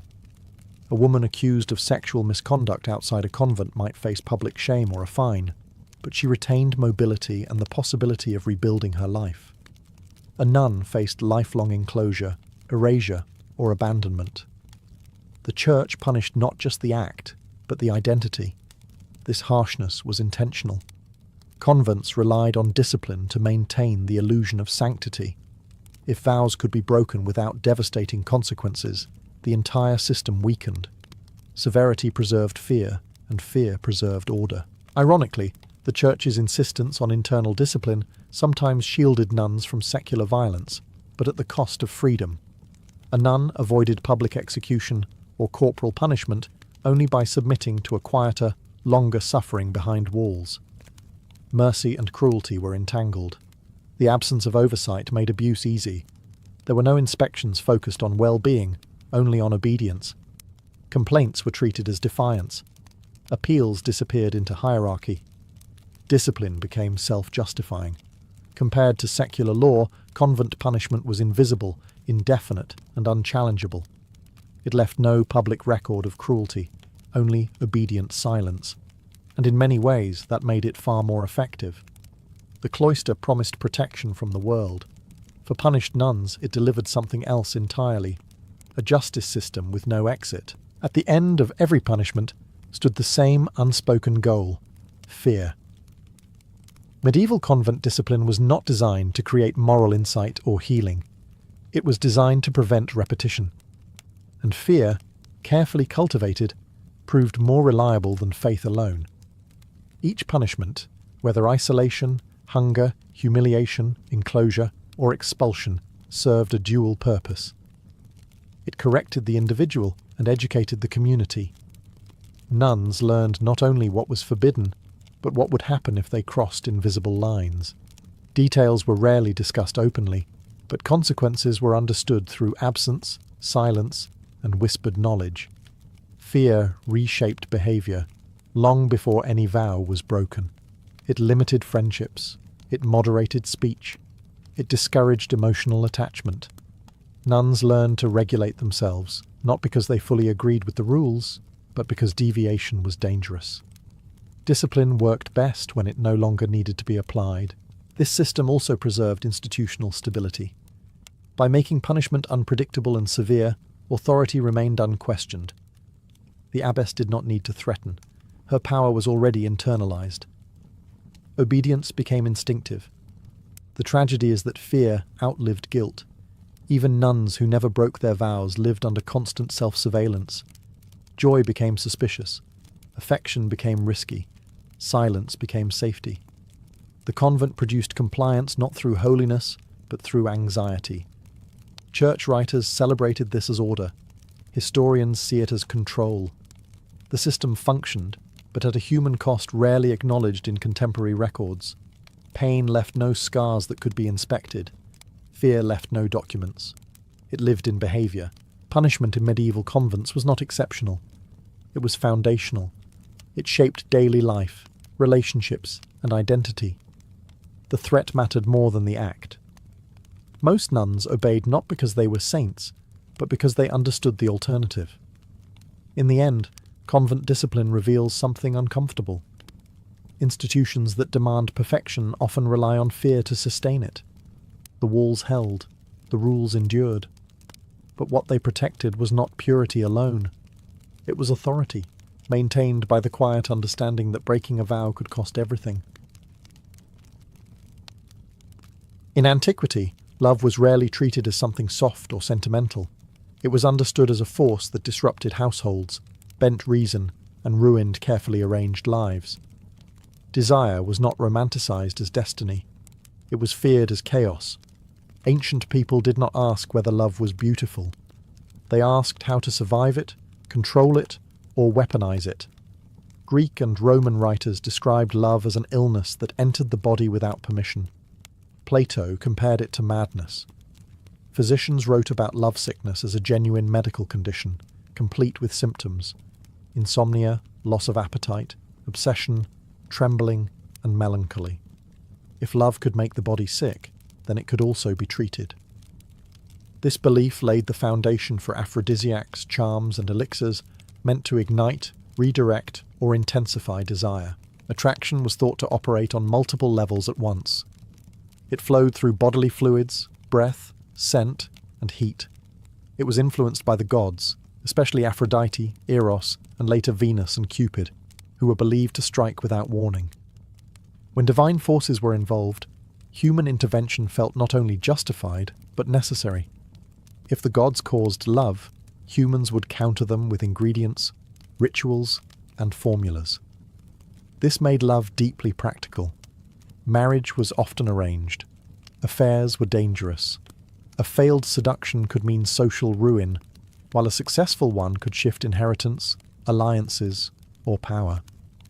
Winning affection was not merely personal, it was strategic, and so lovers turned to substances believed to tip the balance in their favour. Markets sold roots, powders, animal products, and wines advertised for desire. Midwives, healers, and wise women acted as consultants in matters of the heart. Recipes circulated quietly, often disguised as medical advice or religious practice. Some promised irresistible attraction.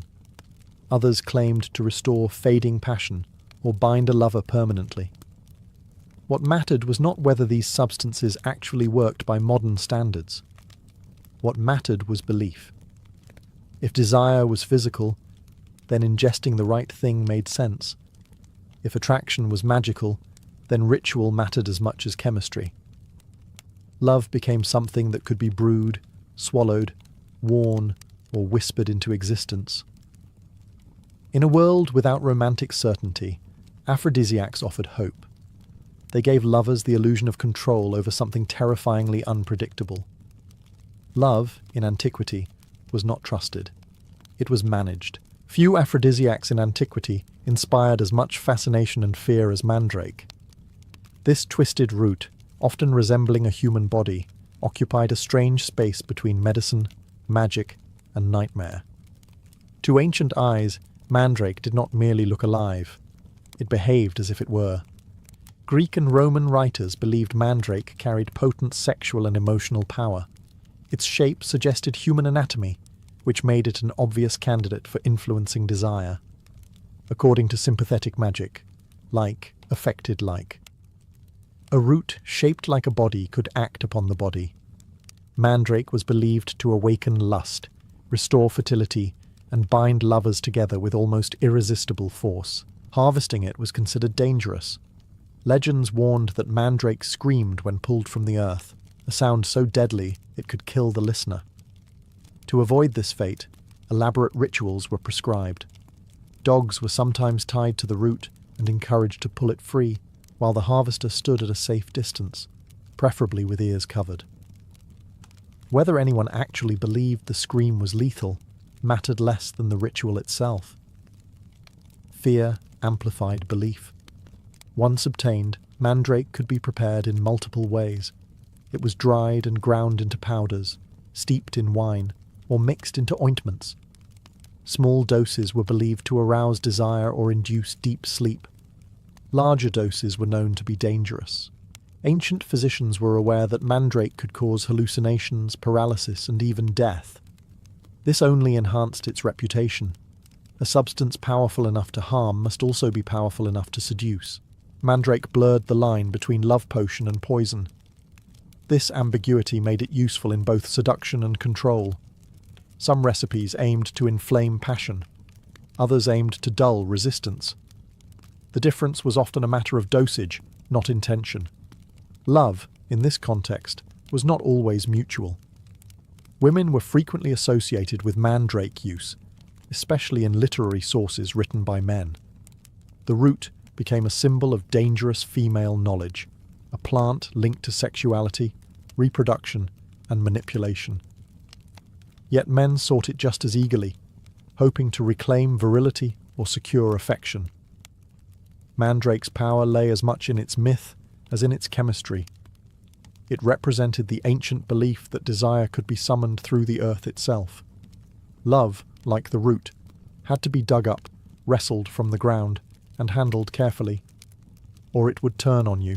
If mandrake symbolized mysterious desire, bull's blood represented something far more aggressive. In antiquity, the bull was the ultimate emblem of masculine power. Strength, fertility, dominance, and uncontrollable force. Consuming anything derived from a bull was believed to transfer those qualities directly into the body.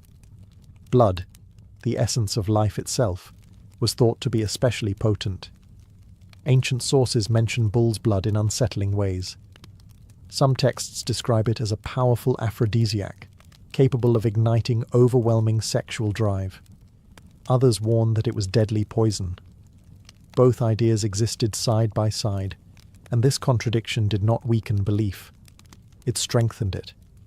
A substance that could kill was assumed to also possess extreme power.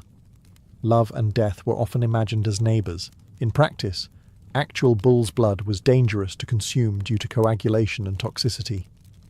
Ancient physicians knew this, which suggests that many bull's blood elixirs were symbolic, diluted, or substituted with safer ingredients associated with bulls, such as organs, fat, or wine, dedicated through ritual sacrifice. What mattered was not biological accuracy, but symbolic transfer. Strength in, weakness out. Bull imagery dominated fertility rituals across Greece, Rome, and the Near East. Sacrificial blood was offered to gods associated with reproduction and desire. Drinking or touching consecrated liquid was believed to bind the participant to divine potency. In this context, aphrodisiacs were not merely chemical aids, they were religious acts. Unlike mandrake, bull's blood was overwhelmingly associated with male sexuality. It promised dominance rather than attraction, conquest rather than persuasion. The goal was not mutual desire, but overwhelming force of presence. A man did not wish to be loved. He wished to be irresistible. This reveals an uncomfortable truth about ancient aphrodisiacs. Many were not designed to enhance shared intimacy. They were designed to overcome reluctance, fatigue, or social barriers. Desire was something to be provoked, even imposed, rather than negotiated. Stories of bull's blood appear frequently in cautionary tales. Men who sought unnatural virility often met tragic ends, consumed by the very power they tried to absorb. These stories functioned as warnings disguised as myths. Desire pursued through excess leads to ruin. Bull's blood, whether literal or symbolic, embodied an ancient fear. Love amplified by force did not remain controllable. Once unleashed, it threatened the body, the mind, and the order of society itself. While mandrake and bull's blood belonged to the darker edge of ancient aphrodisiacs, oysters occupied a far more acceptable place at the table. They were sensual without being overtly dangerous, luxurious without appearing magical, and, most importantly, edible. In antiquity, oysters became the respectable face of desire. The association began with the sea.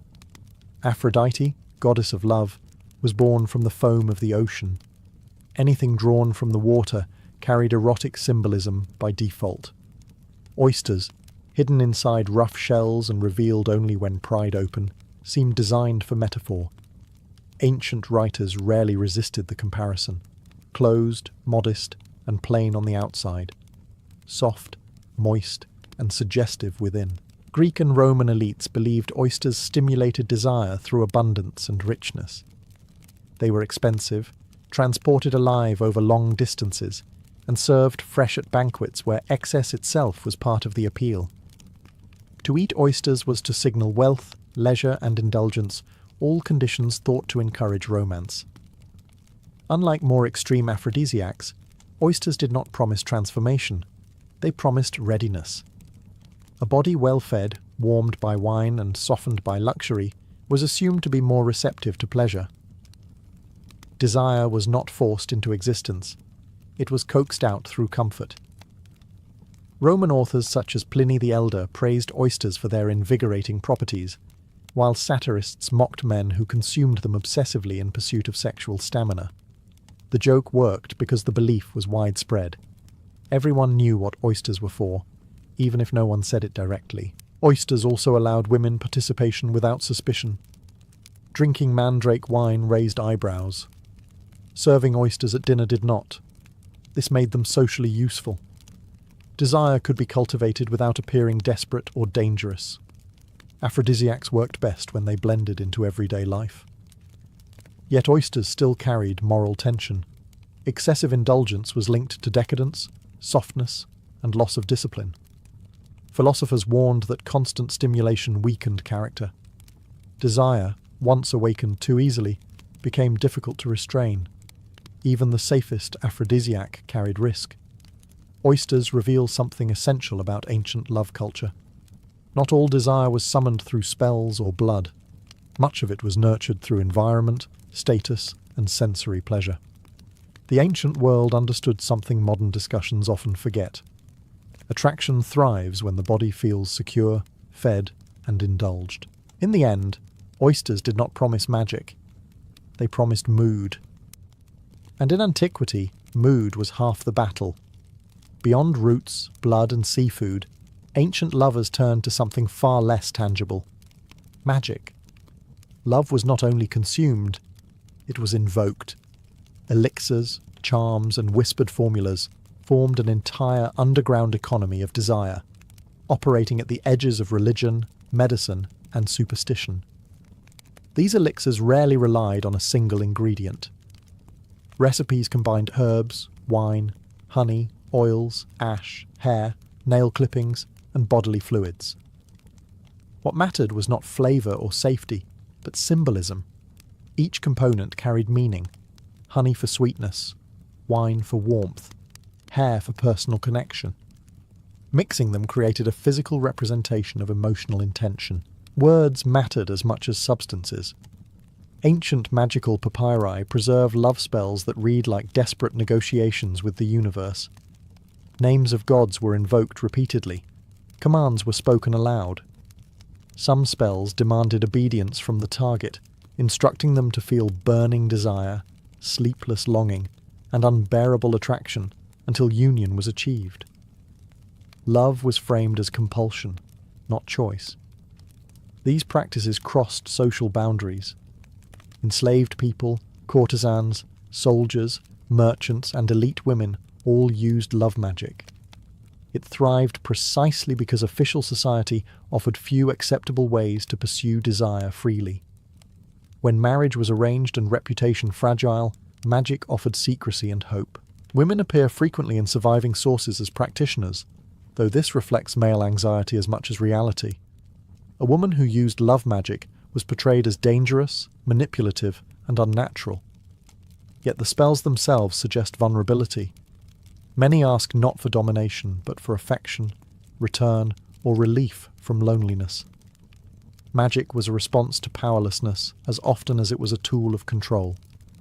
Elixirs were typically administered covertly, mixed into drinks, applied to skin, burned and inhaled. Consent was rarely considered. The goal was effect, not ethics. If desire could be triggered without the target's awareness, it was considered effective, not immoral. Authorities distrusted love magic intensely. Greek philosophers dismissed it as deception.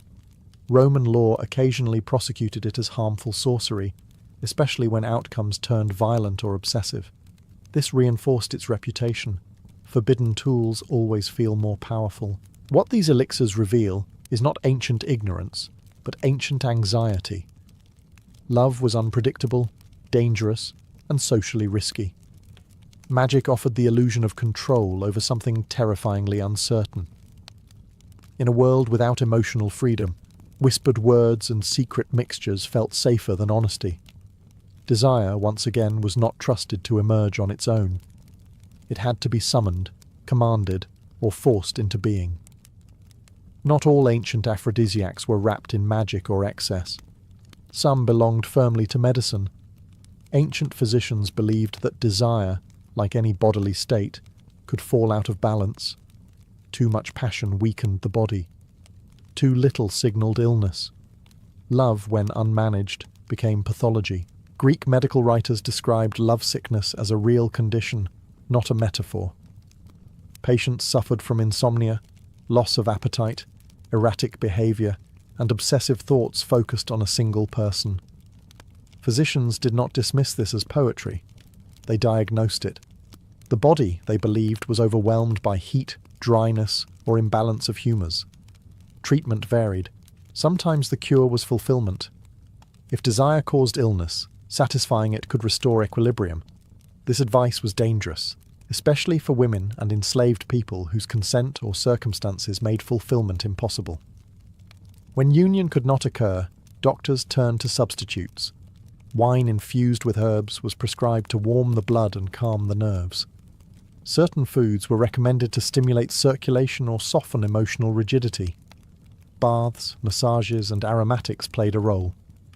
Smell was thought to influence desire directly, bypassing reason. Fragrant oils and incense were medical tools as much as luxuries. Some treatments aimed to reduce desire rather than increase it. Love was useful when mutual. It was dangerous when obsessive. Physicians walked a fine line between encouraging attraction and suppressing it. Aphrodisiacs and anaphrodisiacs existed side by side, both framed as health interventions. What stands out is how physical the ancient understanding of love was. Emotion did not live in the heart alone. It flowed through blood, breath, and temperature. If the body could be adjusted, the feeling would follow. This logic made aphrodisiacs respectable. They were not spells, they were prescriptions. This medical framing also gave cover to desire. A lover was not indulgent. He or she was treating an ailment. The language of health disguised the urgency of longing. Lovesickness reveals how seriously antiquity took desire. It was powerful enough to kill, cure, or consume. Aphrodisiacs were not indulgences. They were interventions in a world where love was dangerous, destabilizing, and impossible to ignore. To ancient minds, ignoring desire was not virtuous. Managing it was survival. Aphrodisiacs in antiquity were never neutral tools. They operated inside systems of power, status, and inequality, and the risks of using them were rarely shared equally.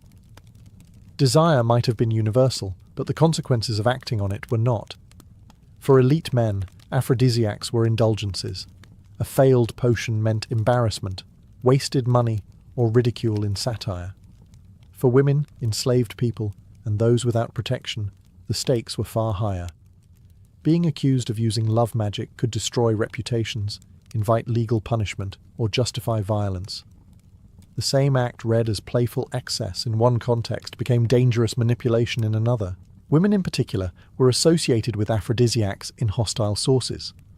Male writers portrayed them as secretive brewers of potions, corrupting men through unnatural means. This narrative reflected fear, not fact. Women often had fewer legitimate ways to pursue desire, refuse unwanted attention, or escape arranged marriages. Aphrodisiacs and love magic offered leverage in a world stacked against them. Enslaved people occupied an even more precarious position. Their bodies were controlled by others, yet they were blamed for desire directed toward them. Aphrodisiacs appear in sources as tools of both survival and accusation. An enslaved person might use a potion to secure favour or protection, while being accused of seduction to justify punishment. Desire became a liability they could not refuse. Power also shaped consent. Many aphrodisiacs were administered without the knowledge of the recipient. Mixed into wine, food, or oils, they blurred the line between attraction and coercion.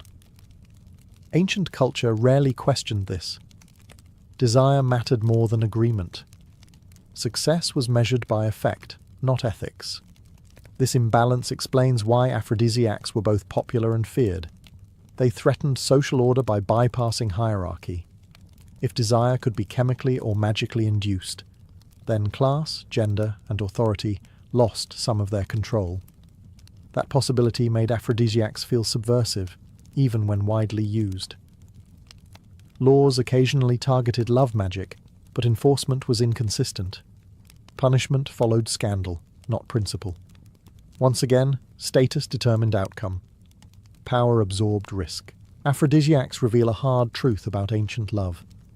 Desire was not just personal, it was political.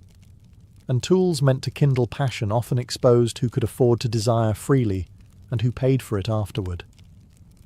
Not everyone in antiquity believed in aphrodisiacs without question. Alongside recipes and rituals ran a parallel tradition of doubt, mockery, and quiet skepticism. Philosophers, physicians, and satirists often treated love potions as signs of desperation rather than power. Greek thinkers like Hippocrates and later medical writers warned that many so-called aphrodisiacs worked less through chemistry than suggestion. If a lover believed a potion would ignite passion, the body might respond accordingly. This did not make the effect meaningless, but it did shift responsibility from the ingredient to the mind. Desire, in this view, was psychological before it was physical. Roman satirists seized on this idea with enthusiasm. Wealthy men chasing virility through oysters, rare wines, and exotic powders became stock characters. They were mocked as ridiculous, aging, and afraid of decline. Aphrodisiacs symbolized insecurity more than potency. The joke worked because the audience recognized the behavior. Some physicians openly cautioned against extreme remedies. Substances like mandrake and bull derivatives were acknowledged as dangerous. Love pursued through poisoning the body was foolish, not heroic. Excessive stimulation weakened health, dulled reason, and led to obsession rather than satisfaction. Yet skepticism never killed the practice. It coexisted with belief. Even those who doubted specific ingredients often accepted the broader logic. Mood mattered. Environment mattered. Expectation mattered. A potion might fail chemically, but succeed socially by signaling intent, effort, or seriousness. This tension reveals something important. Aphrodisiacs did not need to work consistently to remain popular. They needed to offer hope. In a world where love was uncertain and rejection costly, any tool that promised advantage retained value. Satire also served a protective function. By laughing at aphrodisiacs, elite men distanced themselves from vulnerability. Mockery turned anxiety into humour. If love could be joked about, it felt less dangerous. Skepticism, however, rarely extended to women or marginalized groups. Doubt was a privilege. Those with power could afford to dismiss aphrodisiacs as nonsense. Those without power relied on them as strategy. In the end, antiquity understood a paradox that still holds. Desire cannot be fully controlled, but it can be influenced. Aphrodisiacs sat at the boundary between hope and delusion, mocked and trusted at the same time. And that was enough to keep them alive. When the dust settles, ancient aphrodisiacs reveal less about chemistry and more about fear. Mandrake, bull's blood, oysters, and whispered spells were not just tools for seduction. They were responses to a world where love was risky, reputation fragile, and choice limited. Aphrodisiacs promised control in situations where control rarely existed. They offered something to do when honesty was dangerous, consent uncertain, and rejection costly. Whether they worked mattered less than what they represented: action instead of waiting, intervention instead of helplessness. Ancient people did not believe love should be spontaneous and pure. They believed it was disruptive and dangerous. Left unmanaged, it ruined families, destabilized politics, and weakened discipline. Aphrodisiacs were attempts to tame that force, to guide it toward acceptable outcomes, or at least survivable ones. Some ingredients had real physiological effects. Others relied entirely on belief. Most sat somewhere in between. The line between medicine, magic, and manipulation was thin because ancient thought did not separate them the way modern culture does. Body and mind were inseparable. Expectation shaped experience. There is also an uncomfortable truth beneath the romance.